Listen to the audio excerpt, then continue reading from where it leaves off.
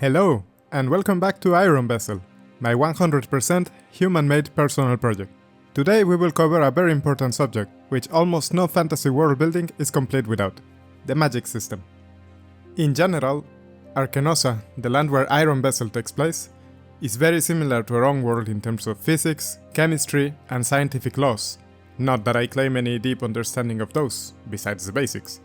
However, there is another form of energy that exists within the world, another fundamental force of nature, and more specifically, one that resides within living matter. I call it life essence, or just the essence. Boring, I know, but recognizable and easily translatable. Not trying to be too fancy here. But you may call it by any other name. It is not a new concept at all. In our own world, we would refer to it as either mana, elan vital, spirit, ki, etc. So, where do you find this essence? What can you do with it? And how does it affect the world? Well, to begin with, you can find it in any currently or recently living matter. When a body dies, its essence does not just dissipate. As the organic compounds rot and decay, they are absorbed by bacteria, insects, worms, or plants, and later the animals that eat them. However, all organic matter that holds essence also radiates it gently, depending on how much of it they have. And by this radiation it can be sensed and measured, either by people who have trained themselves to do so, or by special instruments created from materials that react to it. Otherwise, it remains unseen, for the most part, except for us, of course. How strong life essence is seems to correlate to the general well-being or health of its host, but these are not the only factors. Life experience, will to live, conviction, passion, etc. seem to affect it, as it always ebbs and flows, ever-changing. Most scholars, philosophers, and religions have many explanations or theories of what exactly it is, where it comes from, or where it goes once the body dies. But there's no definitive, universally accepted answer as of yet in the setting. So, what can the beings in this world do with this energy? Well, for the most part, not much. Sorry if it comes as a disappointment, but Iron Vessel is a low fantasy setting, and the impact of magic, while tremendously important and meaningful, is more or less subtle. You won't see wizards flinging out fireballs, or clerics healing wounds before your very eyes. That doesn't mean it's powerless or useless though, far from it. It just requires the right context and conditions to be harnessed, and the way in which it is harnessed also matters. One of such ways of harnessing the essence, and very important to our main story, is what we'll call dispersal. This is the main way the Semshevan Commonwealth, one of the major factions within the story, uses the essence. Think of it as the voluntary giving of one's own life force to other living beings. This can be done for a variety of reasons. It can be done to stabilize a person in the brink of death, allowing them to fight for their life a little longer. It can provide a boost to their capacity to recover from wounds or disease, or even slightly improve someone's mood, as I bet it feels nice. But never is it really guaranteed to succeed at those things, no matter how much essence you pump into someone. There's other applications. For example, one can share their essence over a large area of crops to help them grow slightly faster, healthier and stronger, kind of like fertilizer. As a side note, dispersal is easy to learn for children and teenagers, and it gets harder and harder to unlock as a skill as a person ages, although it never really becomes fully impossible to do so. It's just like trying to overcome a lifelong bad habit or phobia. In this case, an intrinsic fear people develop when they are not only unmotivated but actively discouraged from the practice of sharing their own life force, which, understandable, I guess. But perhaps most interestingly, for the purposes of our story, certain species of plants and animals are able to utilize essence in very specific ways, like the vines I think you may already be familiar with, which are able to convert essence into great physical force, like a huge magic-powered extra muscle made of cellulose. But we will cover that with much more detail in a later video concerning the vines themselves. This leads me to people who have specifically trained their essence dispersal skills, the ability to accurately and potently share their life force from any part of the body. This, in conjunction with the vines, has huge potential, from using them to control simple toys to the biggest mechs themselves, which require many years of training and perseverance to be able to pilot. And while people can disperse their essence from any part of their body, direct contact with the subject makes the transference easier. And also, the closer the transference is made from the spine or skull of the giver, the more precise and yet potent it can be, which is why the mother vines are usually connected from the lumbar region all the way to the head. But surely, there must be a cost, right? Hard magic systems usually have one, or several, plus conditions. Well, you are right. So, what happens when someone overshares their essence, or is otherwise drained of it, to the point it gets much lower than it should be? Is it dangerous? Yes. A person or animal that is low on life essence, more than would be natural, will experience similar symptoms to severe sleep deprivation.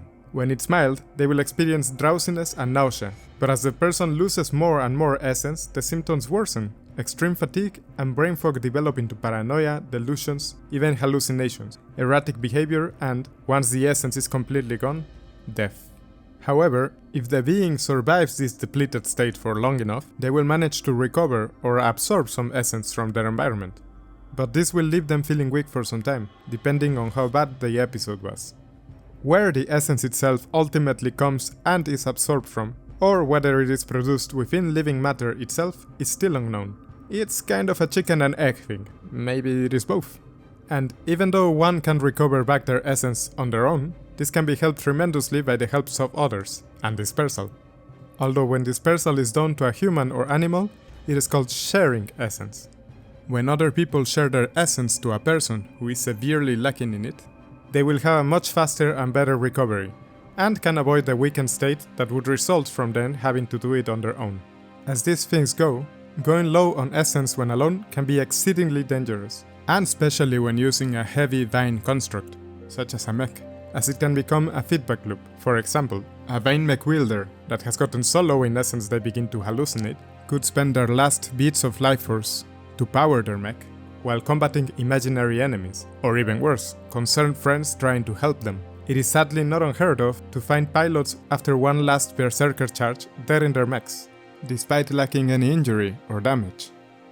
So, are vines and dispersal all there is to harnessing the essence? Well, no! How people use, spend, or even think of the essence has to do with their own culture and religious beliefs. Some may see it as part of nature, something to master and share as need be. Others may think it a gift from God, too precious to squander or muck about with at all, when there are much more natural resources to use, like fire, pack animals, etc. Or they may think relying on artificial muscles like the vines weakens their own body. To the peoples of the Semsheva Commonwealth, essence is a resource, but a deeply personal one, like their own body or mind, and each person has ultimate say in how they use it, and where or to whom they share it with. And yet, there are others who see it as nothing but a resource.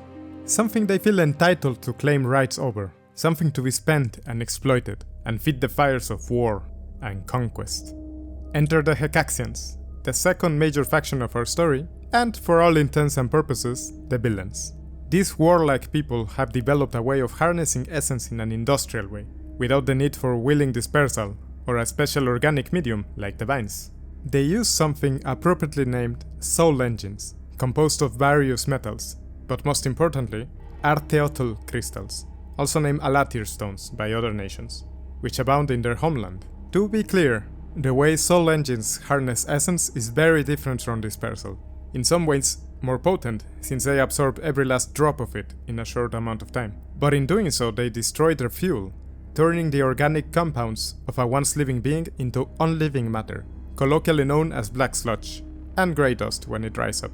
And while the remains are chemically the same as before, they permanently lose their capacity to passively absorb or produce essence, which has a lot of implications for other living beings and the ecosystem and nations at large. In many ways, this difference of view and ways of harnessing the essence is one of the main reasons behind the war between the Semsheva Commonwealth and the Hecaxian Empire, but not the only one. Hecaxians believe that the way they use the essence is condoned by their god, and that the souls of non-human beings and non-believers are inferior to their own, justifying their brutal practices. To them, worrying and expanding to find more essence to sacrifice to their machines, while preserving the purity of their own, is part economics, part religious ritual, and they believe what the Semshevans do with dispersal and vines is heretical, and akin to communing with bland demons. Meanwhile, some Shevans believe the way Hecaxians burn through living matter is not just outright immoral, a literal theft of a being's life, but also an existential threat to the world, one that may turn whole ecosystems into unliving wastelands if left unchallenged. But, as you're probably tired to hear me say, I'll save that topic for another video, as this one has drawn out long enough already. So, as we finish this topic, let me just say, I cannot express how happy and relieved I am with the reception Iron Vessel has been getting. It has been so much better than I had dared to hope, and for that, I thank you. For your kind words, insightful questions, and overall support with this project of mine. It really motivates me to keep working hard and bring you more of the world of Iron Vessel. But despite having a lot of art, lore, and story ready for this channel, it is still a full-time job to create new artwork, write scripts for, and edit the videos. Thus, if you like this world and would like to see more of it, you can! By directly supporting me on my Patreon, also known as The Grove, you can get some nifty extra content, exclusive info, and early access to future videos. The link will be in the description below. But just to be clear, the majority of this project is and will remain free, as I know enough of us are scraping by as it is, and I wouldn't want anyone who might enjoy this world and story to miss out on it because of that. You can also greatly support the channel by subscribing, sharing, and watching my other videos, like the one you see on screen right now. In any case, thank you so much once again for watching this video to the end. I hope you liked the magic system so far, and hope to see you around for the next one. Cheers!